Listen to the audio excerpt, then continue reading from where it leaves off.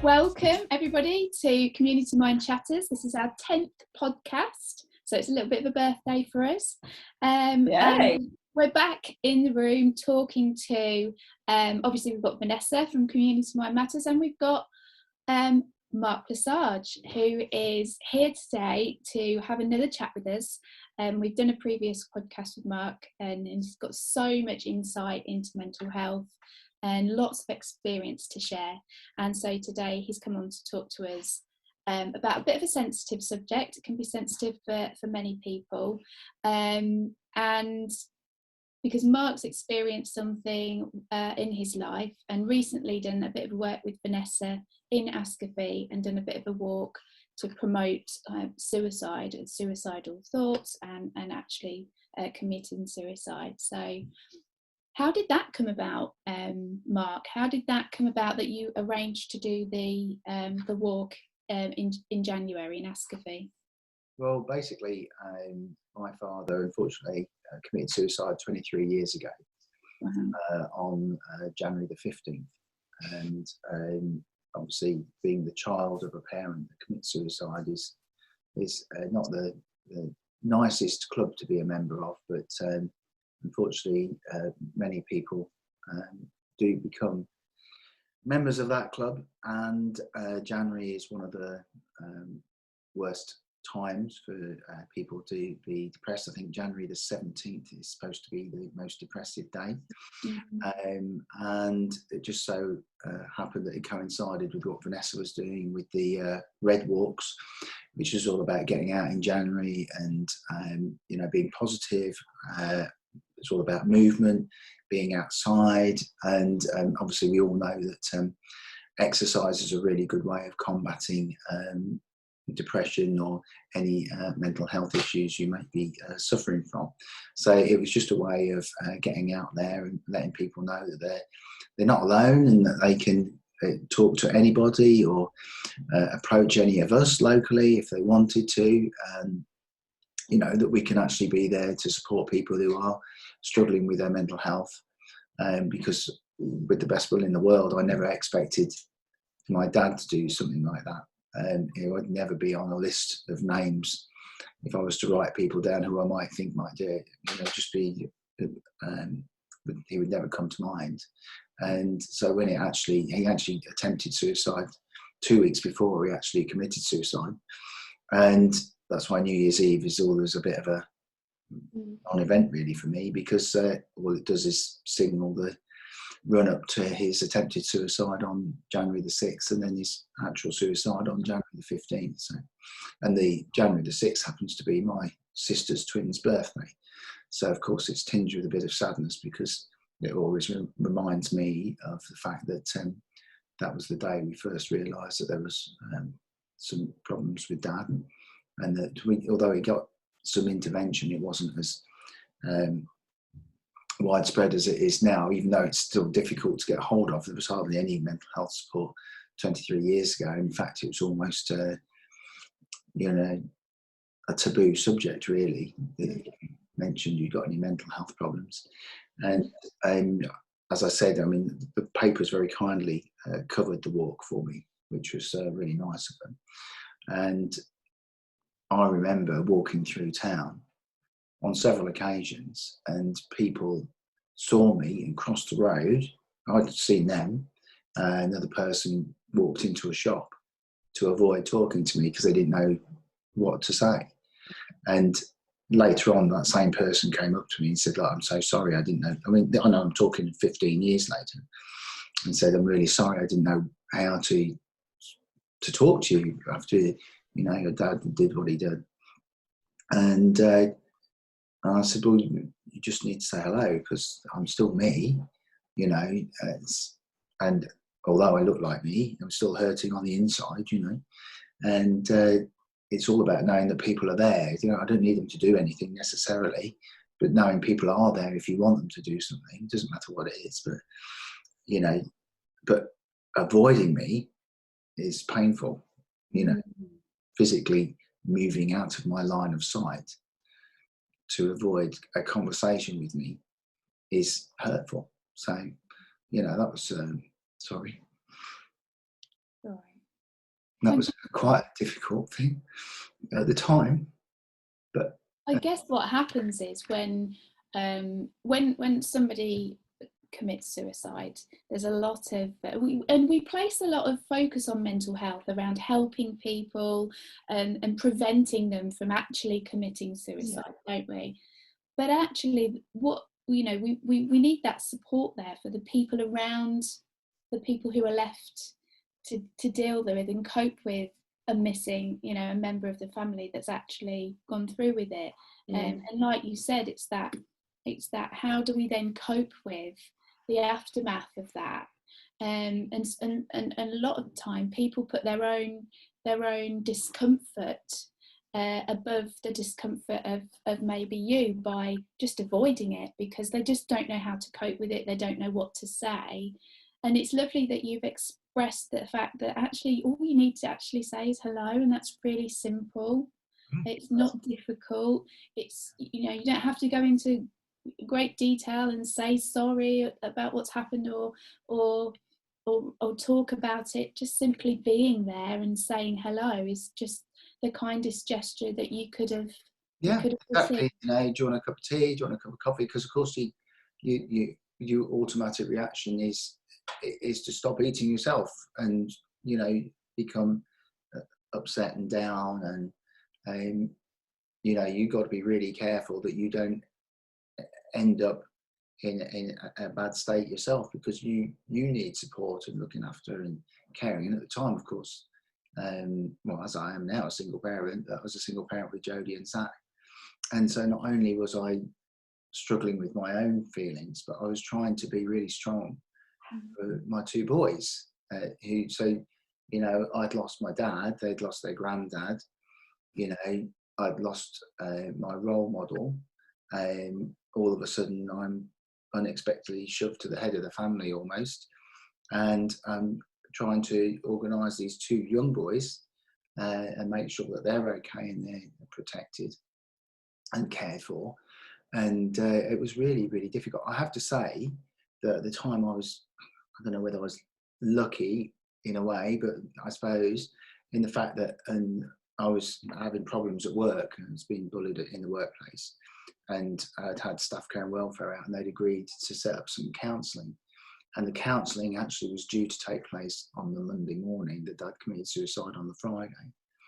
I remember ringing up to counsel it on the Sunday and saying, I'm really sorry this has happened, and getting a phone call back saying, I'm now definitely coming. And so I was quite lucky that I did get intervention really quite quickly. And Wendy, the lady who came, was really absolutely fantastically brilliant. And anybody who struggles with the idea of counselling, let me tell you right now, it is a fantastic way of dealing with any form of mental health that you're going through, any mental health difficulties or struggles that you're going through. And there's nothing to be embarrassed about at all in any way, because being able to speak independently and openly to somebody that you have no emotional contact with or links with at all, for me was absolutely brilliant, because I don't really feel comfortable about expressing how I feel to another family member or someone that I care about, because then all I'm doing is loading them up with all those negative thoughts and stuff. Whereas, by working with someone whose job it is compared to someone who's doing it as a friend, it's different. Mm-hmm. They've got all the tools and everything at their disposal to help you overcome and get through that difficult period.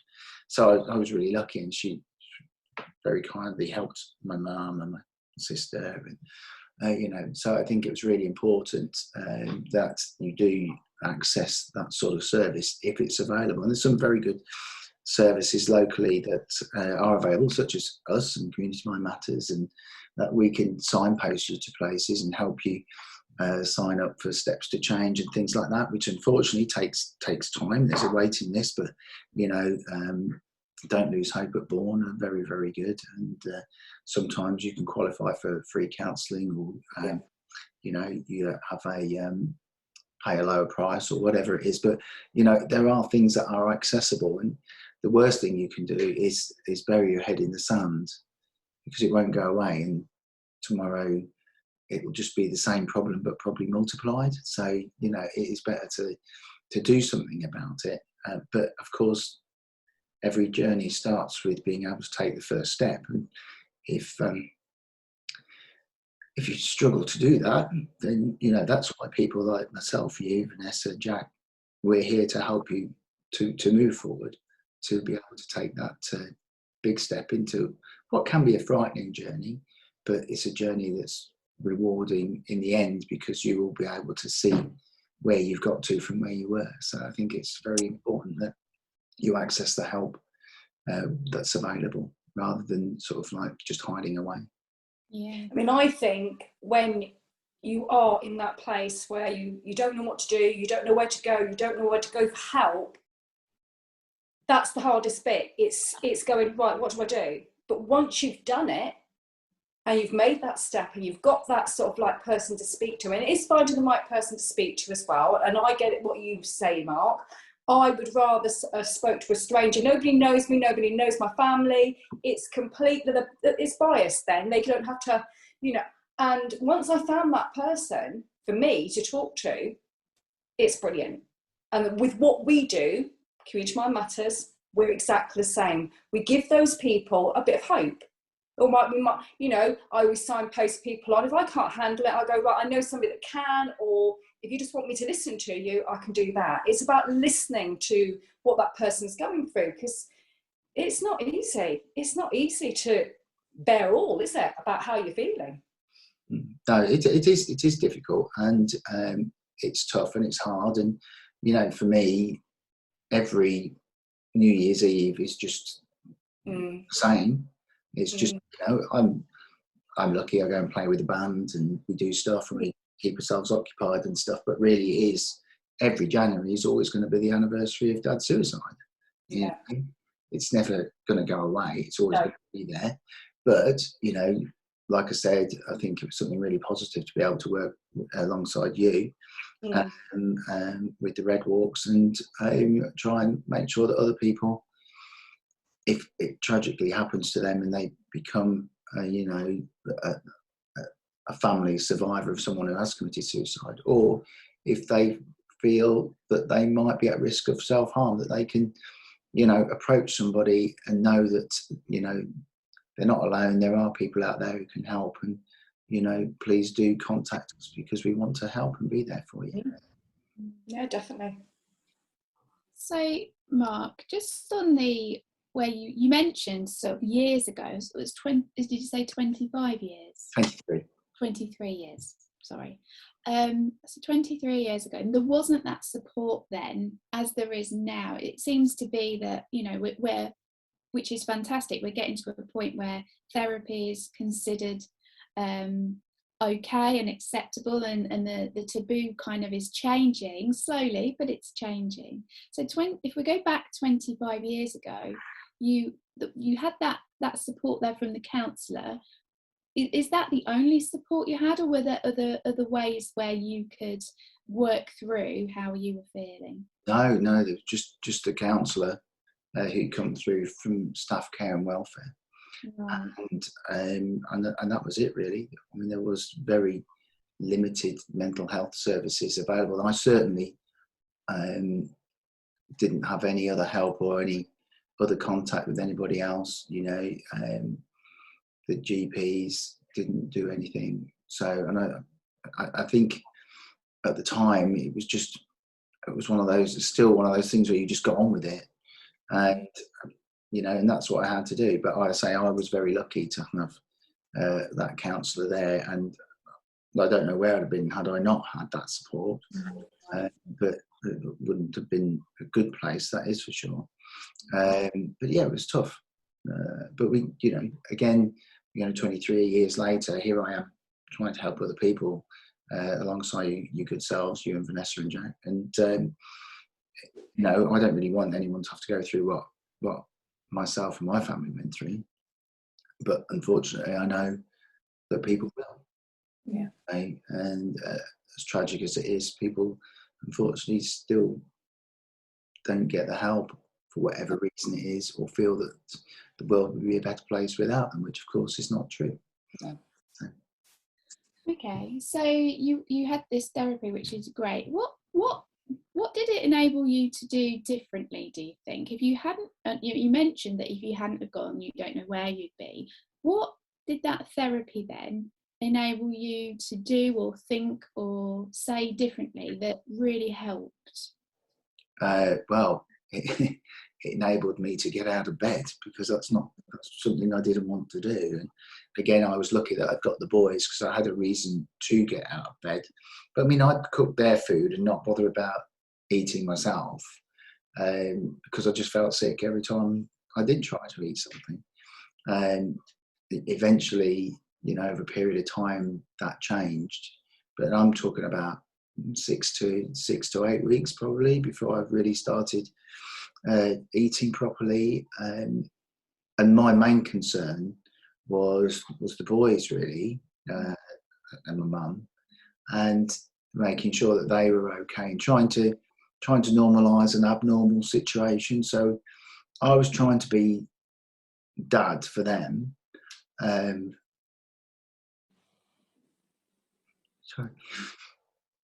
And making sure that they went to school and were able to carry on with their lives as normal as they could, while mine has sort of crashed all around me. Yeah. So that was the bit really that the counselling helped with, which was making sure that I was able to continue being their dad, and making sure they were okay, and then really being able to refocus on making sure that that I was able to carry on eventually in my normal. I had time off work, but work really we were only concerned with when I was coming back, which was, that was the first thing they said when they rang me up. Not how I was, but when you're coming back, it's not the best thing to ask me. But yeah, so really it was I was able to focus on making sure that the boys were okay, and then making sure myself was okay. And I think one of the things I did was go back to the gym. That helped a lot. Yeah. Getting involved with training. Not that I did a lot of training, but I'd kind of neglected. I was not motivated to go and do anything, and I was really sporty then, water polo, rugby and stuff, and they kind of just stopped. And I think Wendy helped me to get back and do that, and I was very, very lucky to have the support of the band, because music's a massive part of my life. And the only time we cancelled a gig was that Saturday that Dad died on Dad died on the Friday. And not that I'm a singer, but I was the singer for Zebra at the time. So I really apologise to people who saw us during that leak period when I was singing, because I'm a rubbish singer. And thank goodness Kev came along. But one of the first songs we sang was Hey Joe. And of course the first line is, Hey Joe, where you going with that gun in your hand? And I couldn't say the word gun. So we cancelled, and that's one of the only gigs that we've ever cancelled. And I felt awful, about letting people down. I really struggled with that for a while. But the band all got together, got behind me, and I'm, as most people know, not the world's best keyboard player. In fact, I'm a better van driver than keyboard player. But being in the band and playing music allows me to shut my brain off, because I can't concentrate on what's on the music and playing my keyboard and listening to everybody else and have depressive or sad thoughts. So during that period of time, those few hours that I'm actually playing or physically with those band members, it's brilliant therapy for me, because it's just great to be able to do that, and also see other people enjoy themselves. You know, it's just the four of us now, and you know, four individuals that come together and recreate this sound that people enjoy. And so the band was really very important too, and I have to be very grateful and thankful to them for everything that they did to support me through that what was a very difficult, dark time. Yeah. I'm getting from what Wendy helped you with is purpose. So that purpose of getting up, supporting your family, an element of self-care as well. So going to the gym, doing something that's for you, so you're feeling better about yourself.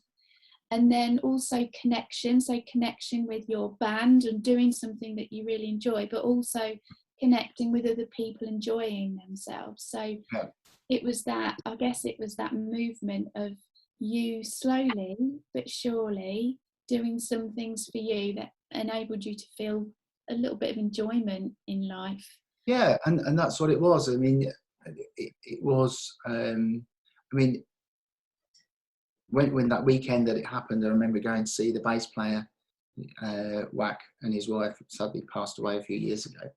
But I remember every time I took a breath to cry, his wife shoved a ham sandwich in.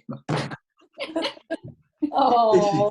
Every time I was just like, oh. And that's how, and literally that's what I think. I hadn't eaten since the Friday that it happened. So I'd not eaten anything on Saturday or Sunday. So I think this was the Monday. And I think I just survived on coffee. And when I saw them on the Monday, when I went around Monday evening, they literally just looked, I mean, they must have looked horrific. And just, you know, I just went instantly skinny. But yeah, I remember Jane Walker just literally like a dart player, ham sandwich. But that was great, you know, because I was being looked at, and they were so supportive. And that's what it's about. It's about having people around you that are able to give you that support or G you up or whatever it is. But not everybody is lucky enough to have that. But that's why we're about to be able to offer that support or signpost people to where they can. There's lots of groups around that you can have access to, and we just want to help people find the support that's right for them, you know. Yeah, and that, I guess that's what Community Mind Matters is brilliant at doing. It can support people through its groups and one-to-one service, but also finding and signposting to other places. Absolutely, yeah. Or, you know, it doesn't always have to be with Vanessa or with you, Mark, or with me. It can be anywhere, whatever. And I think Vanessa touched on it before. Whatever suits you and whatever works for you is the right thing. Yeah, and we're happy to go at the pace that's right for you as well, because you know, not everybody, you know, wants it like full on, you know, because that can also be quite frightening too. When you know, you don't want it shoved in your face, sort of thing. Oh, thank you. My next cup of coffee and stuff. I know. I heard it hit the table. Seamless. You don't need to edit it because no one would ever know. It's a bit like when somebody comes to me. Now, I always leave it up to them. I don't always make a plan with them to begin with. I'll say, right, you've made contact with me. Now, the ball's in your court. I will not pester you. But if you want to speak to me, I'm always open for a text, a phone call. And do you know what? It works for them because they're in control. Then without me going, well, you've missed an appointment. You've got to meet me here. You know, you don't have to do any of those things. It's at your pace. And people like that they're not being pressurised. And half the time, all I'm doing with people is having a conversation. And then if they do need that extra support, I will support them through that as well. It's somebody to talk to. I'm always aware, I don't know if you feel the same, Mark, but when I used to have, I had to have some real intensive therapy for some of the things that I've been through in my life. And I can remember going to one of my therapy sessions once and coming out and feeling worse than what I did when I went in, you know what I mean? Sometimes you're bringing up things, and it's really, I find it was quite dangerous at times. So I'd go home and I'd go, oh my God, it's all in my head now. All this stuff that I'm reliving it. And it was horrible. It was awful. If I'd had somebody to speak to about it after, I think I'd have been okay, but I didn't. I had to then sort of like talk myself round. But with what I do, if somebody's been for therapy, they'll phone me at the end of the day. They'll go, Vanessa, I have my therapy session. Can I just talk to you? And you know what? It makes them feel that little bit better. Yeah. Because they don't feel they're on their own with it then. Because once you've opened that door, sometimes it's something you've probably forgotten, or you choose to forget it, and then you relive it again. It's like, oh no. And I was always aware. It's like if I do speak to people, I always say, look, please don't tell me something that's going to affect you later, please, because I don't want to feel that you're. So they don't until they feel they're ready. Because a lot of people will go blah blah blah blah blah blah, and then they've not realised they've said something probably they shouldn't have probably said. They needed more time to process it all. So I think it's taking your time with anything that you do, taking your time. Yeah. Not rushing it. I don't think mental health ever should be rushed. Yeah. It shouldn't be rushed. I still suffer, but I'm not suffering like I used to suffer, but I still suffer. But I know, okay, I'm okay now. But it took a long time for me to get here, a long time. So that's what I say to people. I've had people say to me before, oh, when will I feel better? And I say, there isn't a time limit on it. You just do what you can each day. And if you can't do it, don't push yourself. Just take your time. Yeah, exactly. And that's the thing. And I do remember later on when I was suffering with post-traumatic stress disorder in 2005 when it was first diagnosed, and then later on I was sent for EMDR, which is desensitization and reprocessing, which was the recognised treatment by NICE at the time and still is. And I went. It was very difficult to access that kind of care at the time. There was only a few practitioners. Fortunately, there's more now. But I had to go to Leicester for mine. And because the incident occurred in the prison service and I was under the care of the prison service, and I wasn't allowed to drive after the sessions. So they actually sent a colleague from Gartree Prison in a taxi to Spalding to pick me up, to take me to Leicester, so that I'd got someone that I knew and I wasn't driving, and they used to basically babysit me back home. But I quite often, I was so shattered after the session, I'd fall asleep. Yeah. Absolutely wiped me out. Yeah. And, so my sessions of EMDR actually took an hour and a half to get there, an hour session, and then an hour and a half to get back. I was supported. I was lucky enough to be supported by a friend, but I would always, recommend that a friend or someone was available to be with you, not necessarily in the session, because that's not particularly right. But having access to that was invaluable at the time. And also because it was someone that I'd worked alongside, it was good that we were able to relate to what was going on, because we knew the lingo and things like that. So that was good. But I did feel absolutely shattered after sessions, but it worked. Yeah, it worked. It was hard. It was difficult. Yeah. I had 16 sessions in total, but at the end of it, it really had put me in a completely different place. It was very, very hard work, but I say, with the right support, I got through it. It would have been easy to stop. Yeah, I didn't necessarily look forward to the sessions because, like you say, you're opening some doors that you've kept shut for a little while. Absolutely. But I'm glad that I did. So. I've experienced counselling, and the lady was great, and it did really help. But I did feel completely shattered after. Yeah, like you've mentioned. I cried the whole way through. And it was exhausting. But I mean, I'm a solution focused hypnotherapist, so when I've experienced hypnotherapy myself, which is why I do it. And when I had my first session of hypnotherapy, I left that session on cloud 9. Yeah. I felt amazing. We don't talk about the past. And I think, again, this is something that is different for everybody. Some people just want to lay it all out there and they want to get it out. Some people are petrified of going down there. Yeah. And that's where solution-focused hypnotherapy can really help, because we don't actually need to go backwards. All we're doing is moving forwards and getting you to be where you need to be.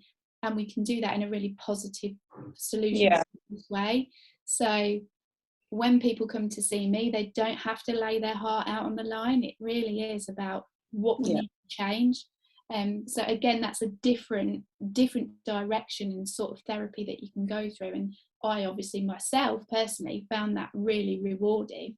But again, it's what suits. Well, I mean, we've talked about 3 different methods of therapy here: hypnotherapy, EMDR, and counselling. And also, I mean, coming to your groups, Vanessa, that's completely different as well, because... Oh, absolutely. I mean, my group members, it's just like they feel that they've got that safe place to be who they want to be, because a lot of these people that come to my groups and everything, they suffer from anxiety, depression, a lot of different, you know, I've got a chap that's autism, so that they're all different sort of, but a lot of them, it's the stigma again of mental health. They feel that they're always having to apologise for, you know, having a bad day and everything like that. So when they're in my groups, they can be themselves. There's no pressure on them. I don't pressurise them. Well, you know, there's nothing, you know, nothing's talked about. They're not talked, you know, they're not told what to do. You know, they're safe. They're, you know, a lot of them, their families don't understand. And I think if you've got that, and I mean, I grew up in a family that didn't understand mental health. So from an early age, I had problems from an early age, and I didn't have that support from my family. It was like, get on with it, pull yourself together, it's all in your head, you know, completely dismissive of any feeling I had, you know. So, I mean, I had cancer at a very early age, you know, but so I couldn't be me. So this is why I've created the groups, so people can be themselves. You know, I'm myself now. It took me a long time to get here. Before, I've always had to be something for somebody else, you know, and I think that's what I experienced with some of my group members. You know, they're very much, well, so-and-so wouldn't like it. So I'm trying to set them boundaries to say, look, you're in control of you. You know, you can say no and not feel bad about it, because we don't like saying no, do we? I say no all the time now, and I don't feel bad, because at the end of the day, I have to please myself. I have to make myself happy. You know, and I think a lot of people, bless them, they don't, you know, if they've got whatever's going on in their lives, and they've got pressure from other family members, friends, and everything to be a certain way, they tend to put this mask on. They hide it all away. And then when they speak to me, they go, oh my God, you've got it. And then they feel safe. And then they come to the group. It's like they come in, take off their mask, and feel comfortable again. That's amazing. And also, I think another thing to touch on there is that there's group therapy and there's individual therapy as well. Absolutely. Not everybody's going to feel comfortable in a group. No. And other people who might be a bit more extrovert, maybe, would feel comfortable in a group where they're not in the spotlight, and they can kind of hide away around others for a start, and then slowly come out of themselves. So again, lots of different types of therapy that can really help people. And I also kind of just wanted to touch on kind of grief in a way as well, because I think there is a perception, and Mark touched on it earlier, where he mentioned that work just wanted to know when he was better and he can come back again. But actually, grief doesn't resolve itself. It's just, I find that it's something that we adapt to, and it stays with us, but we cope and we manage, rather than it gets better. It just becomes more natural in our day-to-day life, and it can really be really quite strong and sort of in your face and all consuming and all encompassing at the beginning, but further down the line, 23 years later, it hasn't gone away, but we can get through the day, but it can still catch us out and catch us off guard. It just comes back again and touches. I think what Mark said, the anniversaries, and I know when I lost my husband, it's always the anniversaries, you're sort of like, it can be a trigger point. It used to be a real trigger point for me, and I'd be quite upset that day. And it was 30 years ago that my husband died. So, but now it still affects me, but probably not in the way it did all those years ago. I'm living with it. And as you say, it's always there. It's always there, and to be honest with you, and I always think about him, I still think about him daily, he's very much present in my life, I've got a son by him, so I mean, he's not, so in a sense, he's always with me, he's always, same with my nan, she's always with me, and I think, I think to myself, it's your way, nobody should tell you how to grieve, you grieve your way, but whatever gets you through that day, I always buy my nan's favourite flower and things like that, and that makes me smile. So I try and do the good things as well as the other, everything else, sort of like think about all the good things, even though sometimes other things come in, I then focus on that good stuff. Yeah. Like the ham sandwiches. Yeah, Mark can always remember that, can't you, man? Yeah. Something else that popped up as well is that how long has your band been going for, Mark? 35 years. Wow, that's been that long? Yeah, I've been in the band 35 years. So. And it's bizarre because I'm only 37, so obviously started when I was 2. I nearly choked on my orange juice then. So, have you got any up and coming gigs? Yes, next Friday we're at Tallington Lakes at the bar there, the leisure bar. So yeah, Tallington Lakes, free entry, 7:30 early start. So yeah, good. And but yeah, we're very, very busy, very, very busy. And then we're in Holbeach at the Horse and Groom on April the 23rd. Fantastic. So there we go, everybody. Free gigs for you.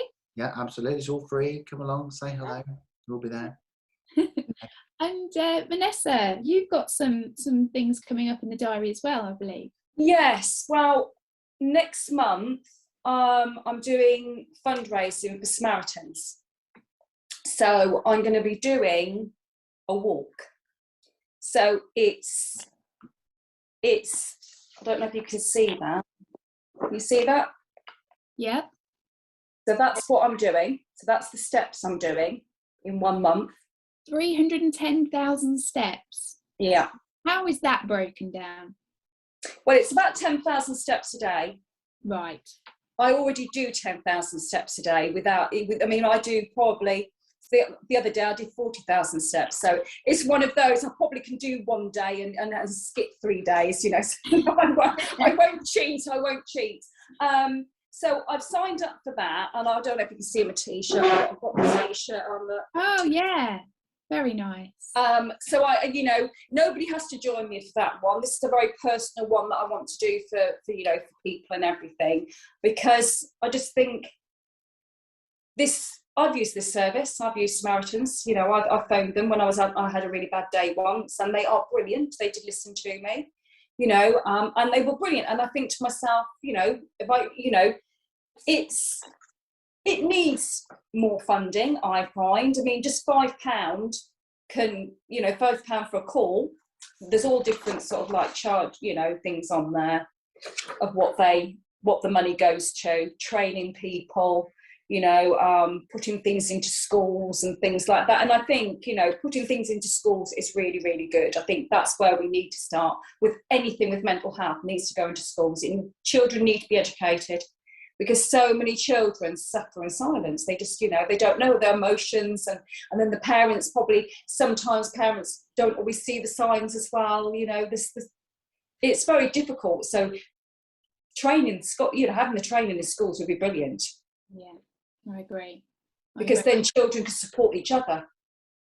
Because something happened with my son when he was 14. He had been at school and he'd been suffering a lot with the noise and everything at school. He's quite a very, very quiet lad. He likes to just get on.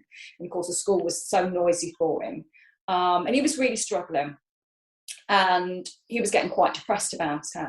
But then one day he was talking to another friend and they were talking about how they were feeling. And then they both realised they felt the same way.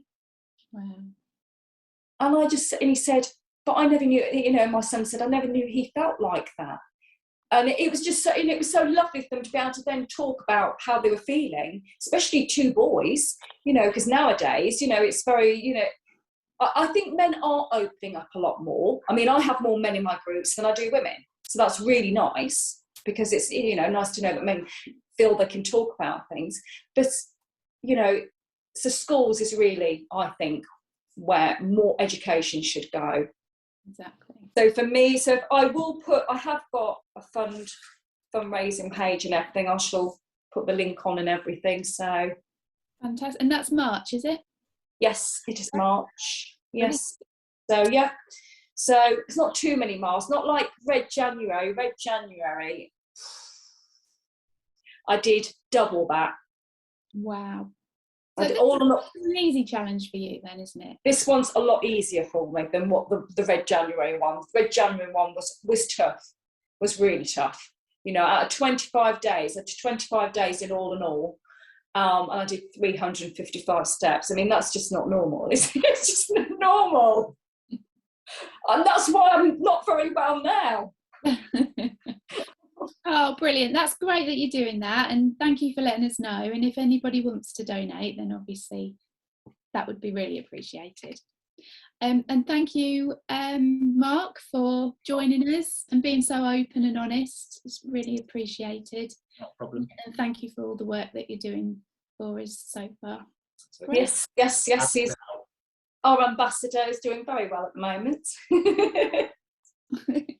Fab. So take care, everybody. If anybody's got any questions or comments or, is struggling at the moment, you know where to find us. And if you know anybody as well, point them in our direction. And thank you for listening. Take care. Bye. Bye. Bye.